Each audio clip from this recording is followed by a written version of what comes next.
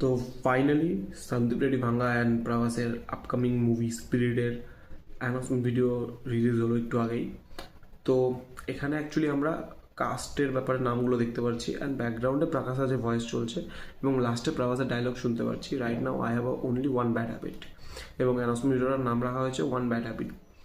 তো প্রভাসের হিন্দিটা বেশ ভালো লাগছে এবং আশা করবো সন্দীপ রেড্ডি ভাঙ্গা যেহেতু খুবই স্ট্রিক্ট একজন ডিরেক্টর, তো সে প্রভাসের ভয়েসটাকে অনেকটা এনহ্যান্স করবে এবং অনেকটা বেশি ইমপ্রুভ করে আমরা সিনেমার মধ্যে দেখতে পারবো তার ভয়েসে হিন্দিটা অ্যাকচুয়ালি।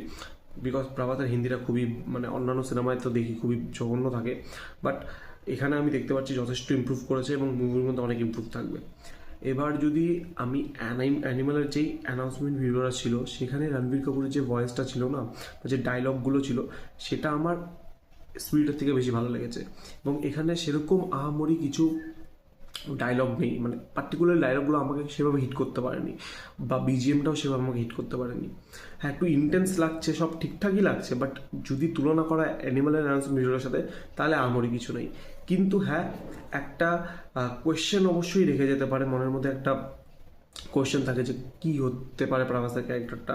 মানে অ্যাকচুয়ালি আমরা মানে অ্যানাউন্সমেন্ট ভিডিও দেখে তো বুঝতে পারছি যে প্রভাসের ক্যারেক্টারটা একজন আইপিএস অফিসার, হয়তো সে কোনো পানিশমেন্ট ট্রেনিংয়ের জন্য বা প্রকাশ রাজের ক্যারেক্টারের কাছে আসে, অথবা তে সাসপেন্ড হয়ে যায় বা আবার নতুন করে জয়েন করার জন্য আবার প্রকাশ রাজের কাছে আসে ট্রেনিংয়ের জন্য।